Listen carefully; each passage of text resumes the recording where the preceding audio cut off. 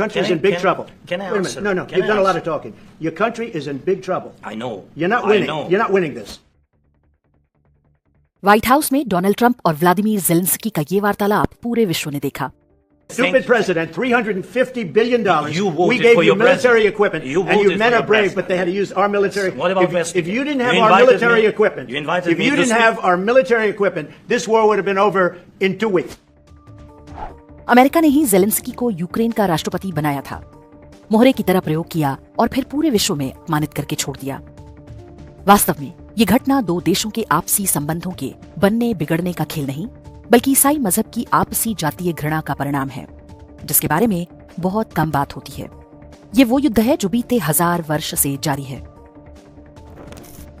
इसे समझने के लिए सबसे पहले आपको चर्च के इतिहास को जानना होगा। ईस्वी सन 1053 में चर्च 2 हिस्सों में बट गया, पूर्वी चर्च और पश्चिमी चर्च। पूर्वी चर्च को ऑर्थोडॉक्स भी कहा जाता है।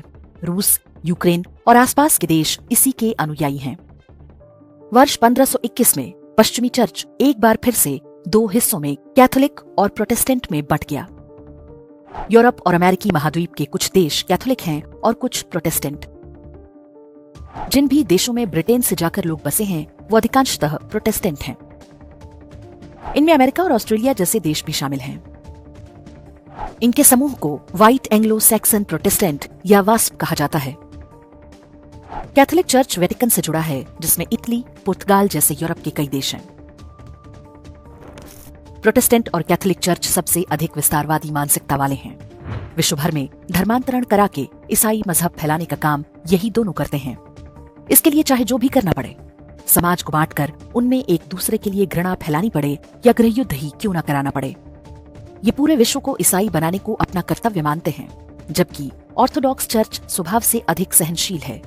ये अपने क्षेत्र तक सीमित रहते हैं और अन्य देशों में जाकर धर्मांतरण कराने के लिए ये उतावले नहीं रहते। प्रोटेस्टेंट, कैथोलिक और ऑर्थोडॉक्स ईसाइयों के ये तीनों ही खेमे एक दूसरे के खून के प्यासे रहते हैं। ठीक उसी तरह जैसे इस्लाम के अंदर शिया और सुन्नी और 72 फिरकों की लड़ाइयां होती हैं।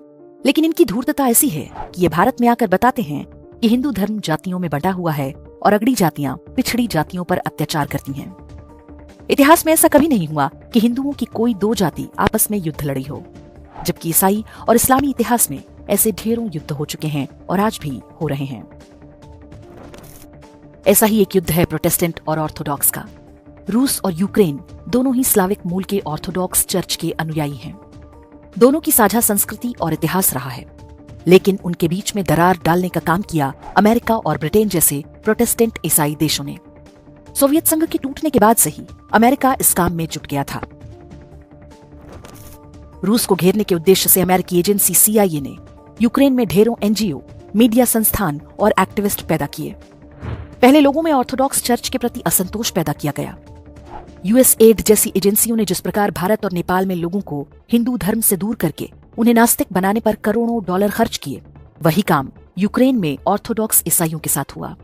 उनके माध्यम से लोगों में असंतोष पैदा किया और वर्ष 2014 में वहां की सरकार का तख्ता पलट करके अपनी कठपुतली बिठा दी। यह अमेरिकी ब्रेन वॉश का प्रभाव है कि यूक्रेन की जनता अपना हित अहित नहीं समझ पा रही। यूक्रेन के लोगों में राष्ट्रीय और धार्मिक भावनाएं लगभग समाप्त हो चुकी हैं। वहां की अधिकांश जनता अपनी सांस्कृतिक पहचान पर शर्म करती है और अपने ही भाई समान देश रूस को शत्रु मानने लगी। दिसंबर 2022 में व्लादिमीर ज़ेलेंस्की ने कई ऑर्थोडॉक्स चर्च पर यह कहते हुए प्रतिबंध लगा दिया कि वे रूस के प्रभाव में हैं। रूस ने भले ही यूक्रेन पर हमला किया, लेकिन कभी भी बहुत आक्रामकता नहीं दिखाई। ये ध्यान रखा कि अधिक लोगों की मौत न हो, क्योंकि वे जानते थे कि मरने वाले भी ऑर्थोडॉक्स ईसाई ही हैं। 2 भाई आपस में लड़कर मरते रहे और अमेरिका के नेतृत्व में प्रोटेस्टेंट और कैथोलिक ईसाई देश मजे लेते रहे। ये ऐसे ही चलता रहता, लेकिन तभी डोनाल्ड ट्रंप सत्ता में आ गए, जिनके लिए रूस के मुकाबले चीन अधिक बड़ा शत्रु है। ट्रंप ने न केवल यूक्रेन का बीच युद्ध में साथ छोड़ दिया, बल्कि अमेरिका की पिछली सरकारों द्वारा सहायता के नाम पर दिए गए अरबों डॉलर का हिसाब मांगते हुए बदले में यूक्रेन के सारे प्राकृतिक संसाधनों पर अपना अधिकार जता दिया। यूक्रेन के लोगों ने अमेरिका पर विश्वास किया, लेकिन अमेरिका ने उसे कहीं का नहीं छोड़ा। अमेरिका के विदेश मंत्री रहे हेनरी किसिंगर ने एक बार कहा था, to be an enemy of the US is dangerous, but to be a friend is fatal. अर्थात अमेरिका का शत्रु होना खतरनाक है, लेकिन दोस्त बनना अधिक घातक है।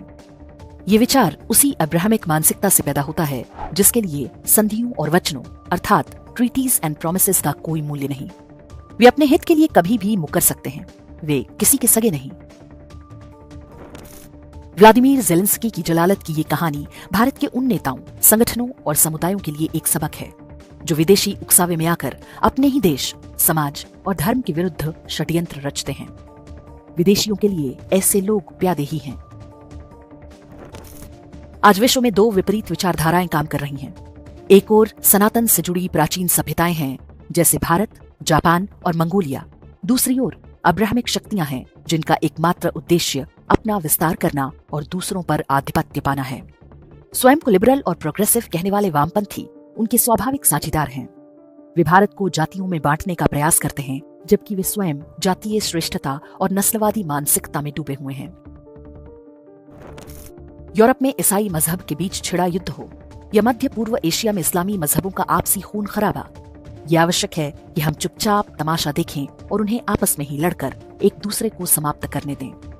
उनके युद्ध के कुछ दुष्प्रभाव हम पर भी अवश्य ही होंगे, लेकिन यथासंभव दूरी बनाकर रखें और एकजुट रहें। वही भारत और हर भारतीय के हित में होगा।